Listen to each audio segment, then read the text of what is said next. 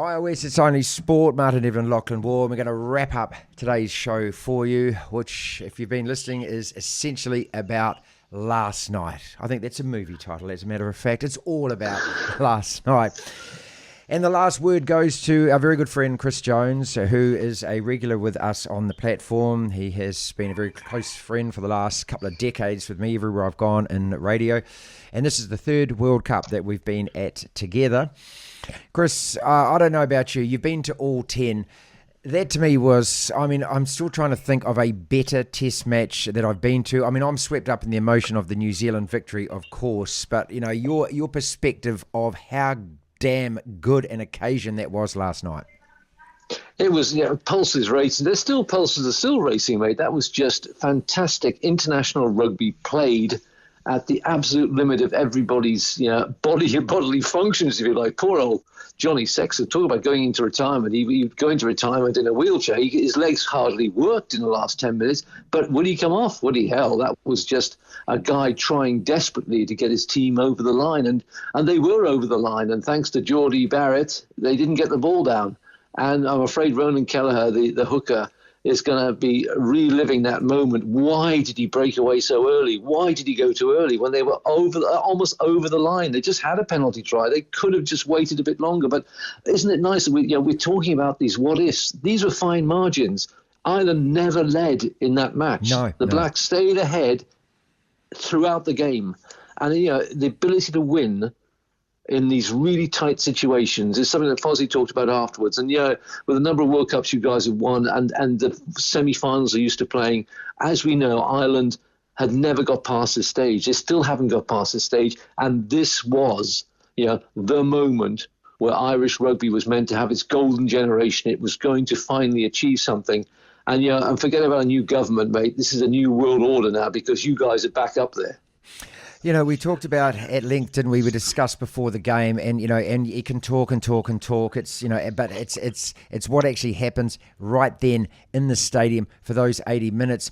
Did it live up to expectations? Hell yes. And quite often on these occasions, you get disappointed because it's either a blowout or something happens. We're not talking about the referee. All we're talking about is the atmosphere and the intensity.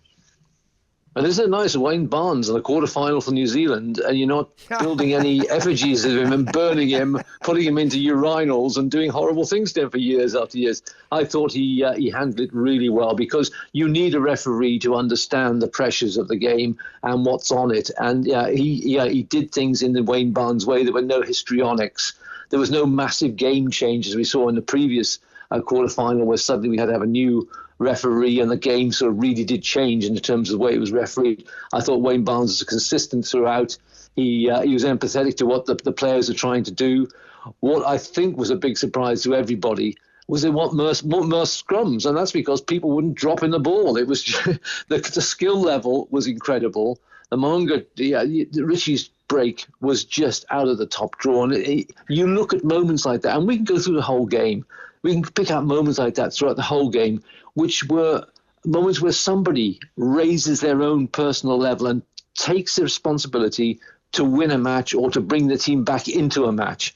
And that's what made it such a memorable night of World Cup rugby. And 10 World Cups, that would be right up there, probably in top 5 matches I've seen at all the World Cups because of the skill level, the intensity, what was on the line, and the fact that the All Blacks rediscovered themselves. And I don't know what Sam Cane had in his pre-match drink, but he should take it every match because he came of age in that game.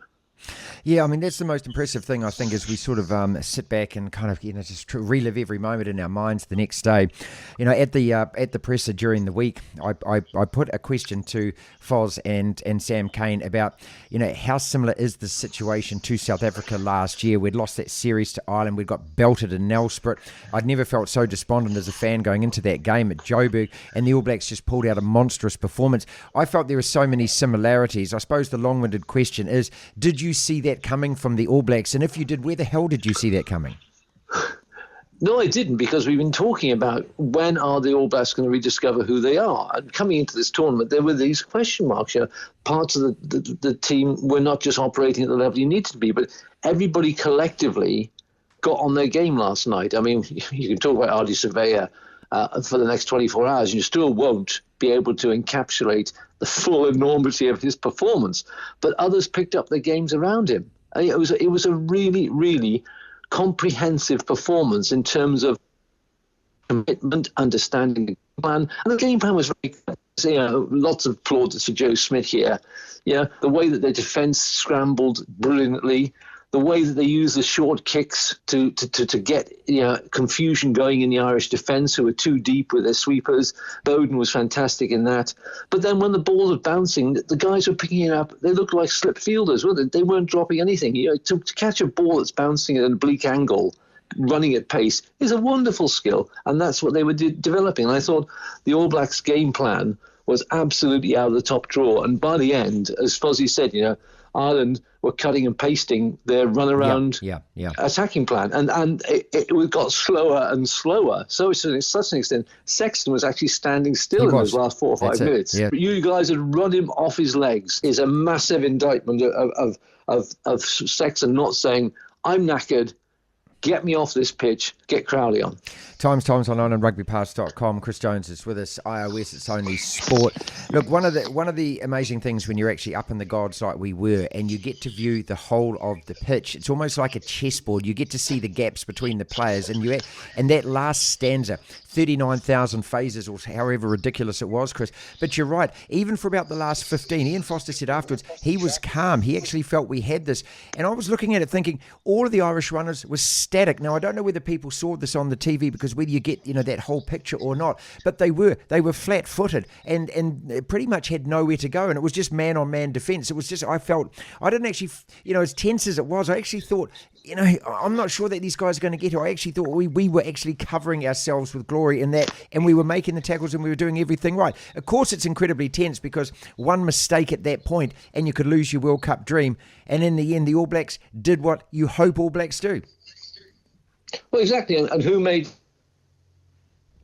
turn up? Big old Sam got his body over the ball, pulling it on the line, taking massive hits from a desperate Irish attack, and the scramble defence really was absolutely superb, and that's because they trusted each other.